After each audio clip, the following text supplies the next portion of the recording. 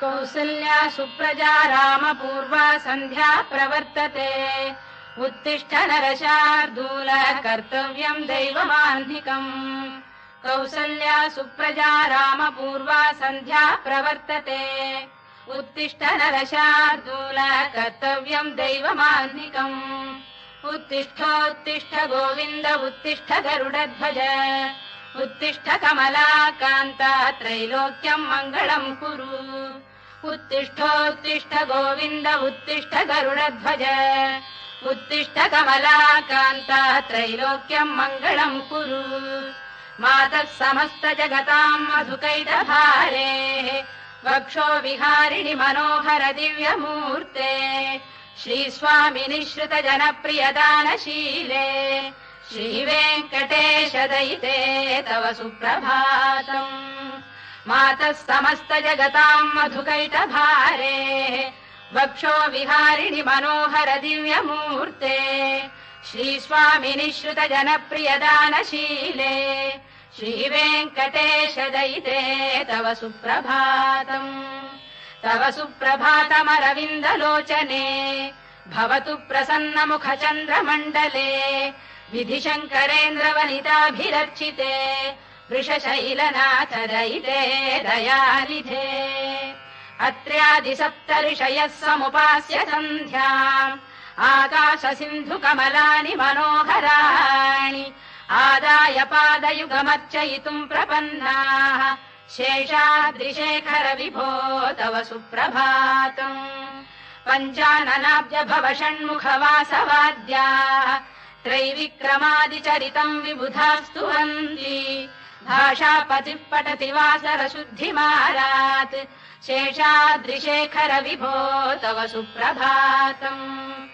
ईषत्प्रफुल्ल सरसीरुहनारिकेलपूगद्रुमादिसुमनोहर पालिकानाम् आवाति मन्दमनिलः सह दिव्यगन्धैः शेषाद्रिशेखर विभो तव सुप्रभातम् उन्मील्य नेत्रयुगमुत्तम पञ्जरस्थाः पात्रावशिष्ट कदलीफलपायसानि भुक्त्वा सलीलमथकेलिशुकाः पठन्ति शेषाद्रिशेखर विभो तव सुप्रभातम् तन्त्री प्रकर्ष मधुरस्वनया विपञ्च गायत्यनन्दचरितम् तव नारदोऽपि भाषा समग्रमसहृत्करचार रम्यम् शेषाद्रिशेखर विभो तव सुप्रभातम् भृङ्गावळी च मकरन्दरसानुविद्ध जङ्गारगीत निनदैः सह सेवनाय गिर्यात्युपान्त सरसी कमलोदरेभ्यः शेषाद्रिशेखर विभो तव सुप्रभातम् योषा गणेन वरदध्नि विमथ्यमाने घोषालयेषु दधिमन्थन तीव्र घोषाः रोषात् कलिम् विदधते ककुभश्च कुम्भाः शेषाद्रिशेखर विभो तव सुप्रभातम् पद्मेश मित्र शतपत्र गतालिवर्गाः हर्तुम् श्रियम् कुवलयस्य निजाङ्गलक्ष्म्या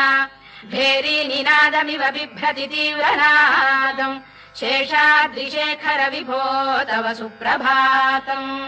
श्रीमन्नभीष्टवरदाखिल लोकबन्धो श्री श्रीनिवास जगदेक दयैक सिन्धो श्रीदेवतागृह भुजान्तर दिव्यमूर्ते श्रीवेङ्कटाचलपते तव सुप्रभातम् श्रीमन्नभीष्टवरदाखिल लोकबन्धो श्री श्रीनिवास जगदेक दयैक सिन्धो श्रीदेवतागृह भुजान्तर दिव्यमूर्ते श्रीवेङ्कटाचलपते तव सुप्रभातम्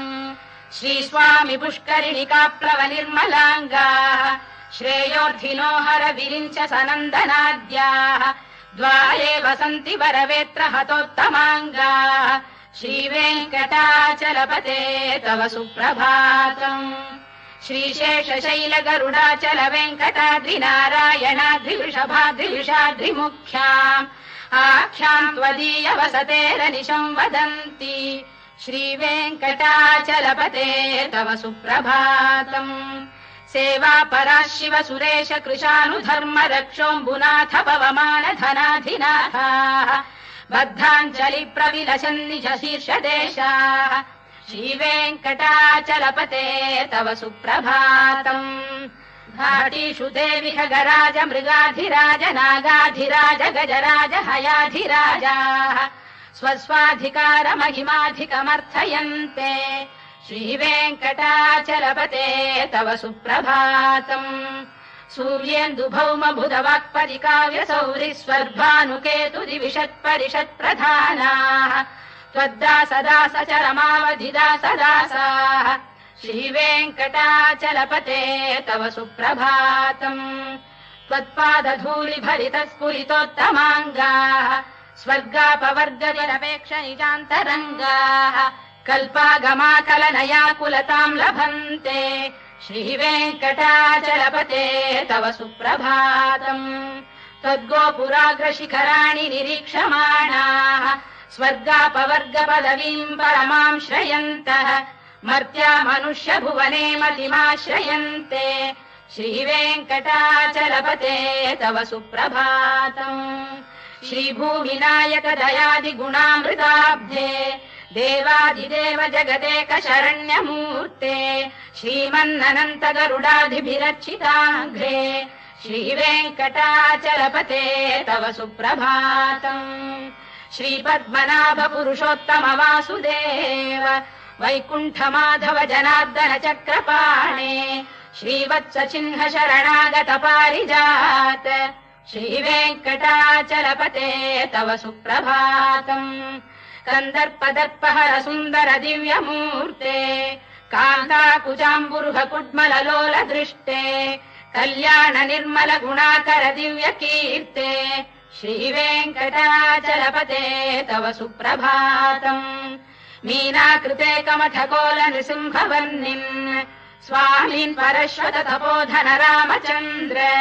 शेषांश रामयदुनन्दन कल्किरूप श्रीवेङ्कटाचलपते तव सुप्रभातम् लीलालवङ्ग घनसार सुगन्धितीर्थम् दिव्यम् वियस्सरिति हेम घटेषु पूर्णम् धृत्वाद्य वैदिक शिखामणयः प्रहृष्टाः तिष्ठन्ति वेङ्कटपते तव सुप्रभातम् भास्वानुदेति विगचानि सरोरुहाणि सम्पूरयन्ति निनदैः कगुभो विहङ्गाः श्रीवैष्णवास्ततमर्थितमङ्गलास्ते धामाश्रयन्ति तव वेङ्कट सुप्रभातम्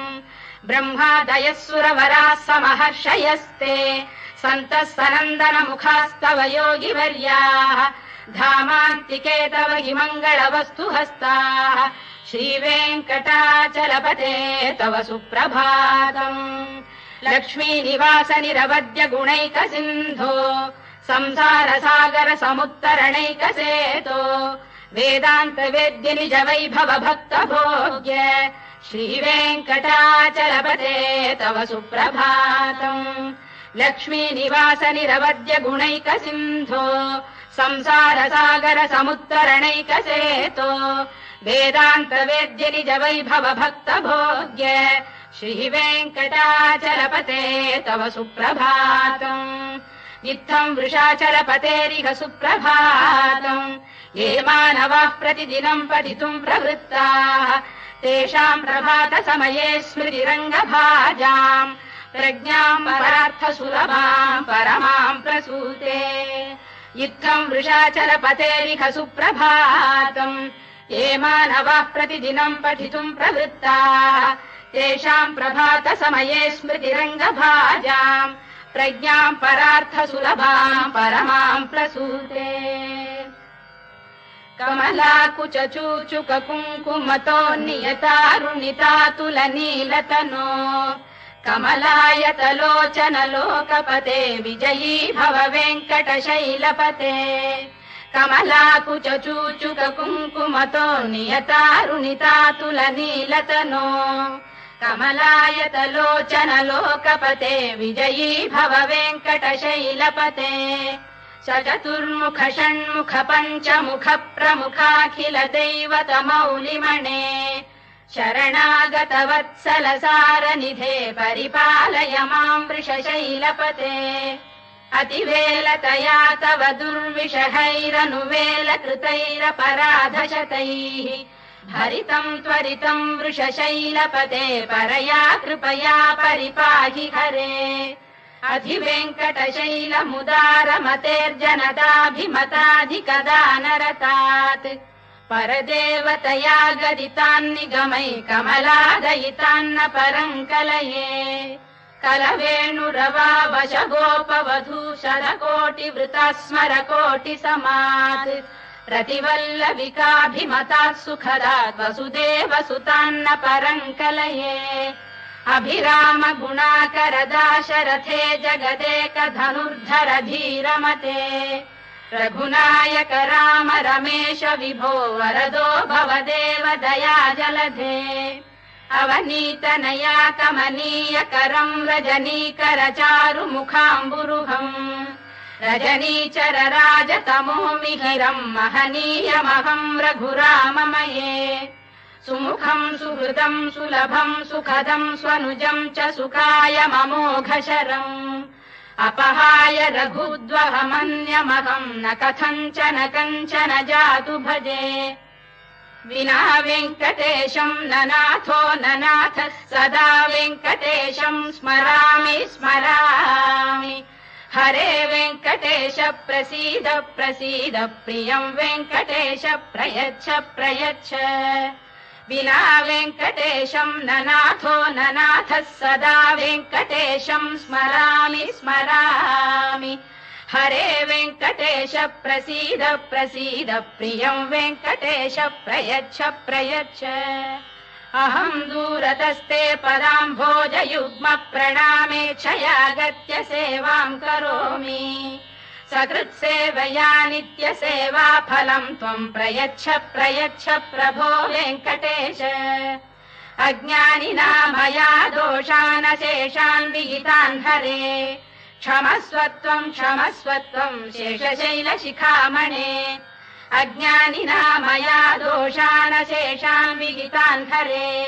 क्षमस्वत्वम् शेषशैलशिखामणे ईशानाम् जगतोऽस्य वेङ्कटपतेर्विष्णोः पराम् प्रेयसीम् तद्वक्षस्थल नित्यवासरसिकाम् तत्क्षान्ति संवर्धिनीम्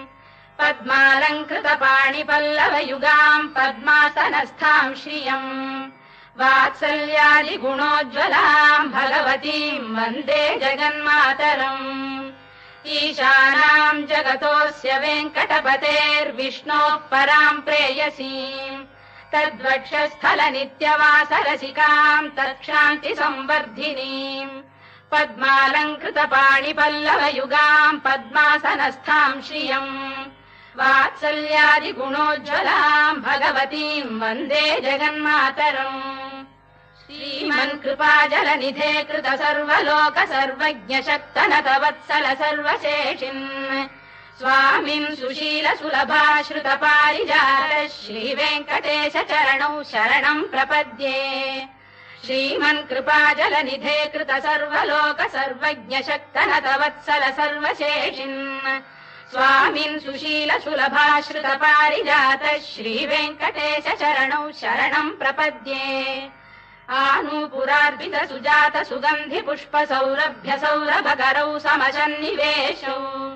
सौम्यौ सदानुभवनेऽपि नवानुभाव्यौ श्रीवेङ्कटेश चरणौ शरणम् प्रपद्ये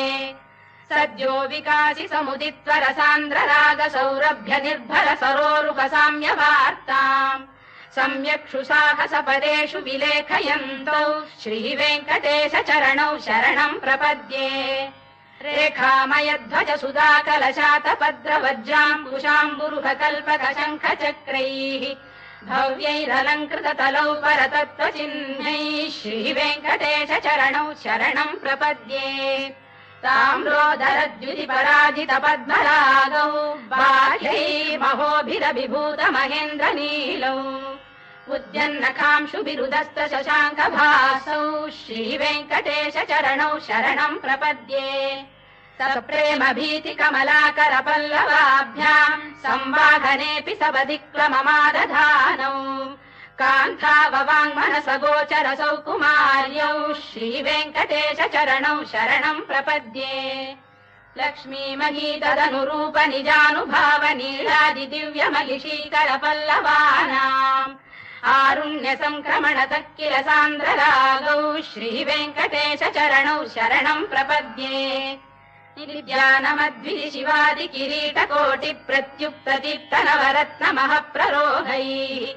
नीराजना विधिमुदारमुपादधानौ श्रीवेङ्कटेश चरणौ शरणम् प्रपद्ये विष्णौ पदे परम इत्युदित प्रशंसौ यौ मध्व उत्स इति भोग्यतयाप्युपातौ भूयस्ततेति तव पाणितल प्रतिष्ठौ श्रीवेङ्कटेश चरणौ शरणम् प्रपद्ये पार्थाय तत्सदृश सारथिना त्वयैव यौ दर्शितौ स्वचरणौ शरणम् व्रजेति भूयोऽपि मह्यमिहतौ करदर्शितौ ते श्रीवेङ्कटेश चरणौ शरणम् प्रपद्ये मन्मूर्धिकालियपणे विकटाटवीषु श्रीवेङ्कटाद्रिशिखरे शिरसि श्रुतीनाम् चित्तेऽप्यनन्य मनसाम् सममाहितौ ते श्रीवेङ्कटेश चरणौ शरणम् प्रपद्ये अम्लानघृष्यलवनीतलकीर्ण पुष्पौ श्रीवेङ्कटाद्रिशिखराभरणायमानौ आनन्दिताखिल मनोनयनौ तवैतौ श्रीवेङ्कटेश चरणौ शरणम् प्रपद्ये प्राय प्रपन्न जनता प्रथमावगाह्यौ मातुस्तनाविव शिशोरमृतायमानौ प्राप्तौ परस्पर तुलामतुलान्तरौ ते श्रीवेङ्कटेश चरणौ शरणम् प्रपद्ये सत्त्वोत्तरैः सतत सेव्य पदाम्बुजेन संसारतारकदयार्द्रदृगञ्चलेन सौम्योपयन्तृमुनिना मम दर्शितौ ते श्रीवेङ्कटेश चरणौ शरणम् प्रपद्ये सत्त्वोत्तरैः सतत सेव्य पदाम्बुजेन संसारतारकदयार्द्रदृगञ्चलेन सौम्योपयन्तृमुनिना मम दर्शितौ ते श्रीवेङ्कटेश चरणौ शरणम् प्रपद्ये श्रीशश्रिया घटिकया त्वदुपाय भावे प्राप्ये त्वयि स्वयमुपेय दया स्फुरन्त्या नित्याश्रिताय निरवद्य गुणाय तुभ्यम् स्याम् किङ्करो वृषगिरीश न जातु मह्यम् श्रीशश्रिया घटिकया त्वदुपाय भावे प्राप्ये त्वयि स्वयमुपेय दया स्फुरन्त्या नित्याश्रिताय निरवद्य गुणाय तुभ्यम् स्याम् किङ्करो वृषगिरीश न जातु मह्यम् श्रियकान्ताय कल्याण निधये निधयेऽर्थिनाम् श्रीवेङ्कटनिवासाय श्रीनिवासाय मङ्गलम् श्रियकान्ताय कल्याण निधये निधयेऽर्थिनाम् श्रीवेङ्कटनिवासाय श्रीनिवासाय मङ्गलम् लक्ष्मी सविभ्रमालोक सुभ्रू विभ्रम चक्षुषे चक्षुषे सर्वलोकानाम् वेङ्कटेशाय मङ्गलम् श्रीवेङ्कटाद्रिशृङ्गाग्रमङ्गलाभरणाङ्ग्रये मङ्गलानाम् निवासाय श्रीनिवासाय मङ्गलम् सर्वावयव सौन्दर्य सम्पदा सर्वचेतसाम् सदा सम्मोहनायास्तु वेङ्कटेशाय मङ्गलम् नित्याय निरवध्याय सत्यानन्द चिदात्मने सर्वान्तरात्मने श्रीमद्वेङ्कटेशाय मङ्गलम् स्वतः सर्वविदे सर्वशक्तये सर्वशेषिणे सुलभाय सुशीलाय वेङ्कटेशाय मङ्गलम् परस्मै ब्रह्मणे पूर्णकामाय परमात्मने प्रयुञ्जे परतत्त्वाय वेङ्कटेशाय मङ्गलम् आकालतत्त्वमशान्तमात्मनामनुपश्यताम् अतृप्त्यमृतरूपाय वेङ्कटेशाय मङ्गलम् प्रायः स्वचरणौ पुंसाम् शरण्यत्वेन पाणिना कृपयाधिशते श्रीमद्वेङ्कटेशाय मङ्गलम् दयामृततरङ्गिण्यास्तरङ्गैरिव शीतलैः अभाङ्गैः सिञ्चते विश्वम् वेङ्कटेशाय मङ्गलम् श्रद्भूषाम्बरहेतीनाम् सुषमावतमूर्तये सर्वार्तिशमनायास्तु वेङ्कटेशाय मङ्गलम् श्रीवैकुण्ठविरक्ताय स्वामि पुष्करिणीतटे रमया रममाणाय वेङ्कटेशाय मङ्गलम् श्रीवैकुण्ठविरक्ताय स्वामि पुष्करिणीतटे रमया रममाणाय वेङ्कटेशाय मङ्गलम् श्रीमत्सुन्दरजामातृमुनिमानसवासिने सर्वलोकनिवासाय श्रीनिवासाय मङ्गलम् मङ्गलाशासनपरैर्मदाचार्य पुरोगमैः सर्वैश्च पूर्वैराचार्यैः सत्कृतायास्तु मङ्गलम्।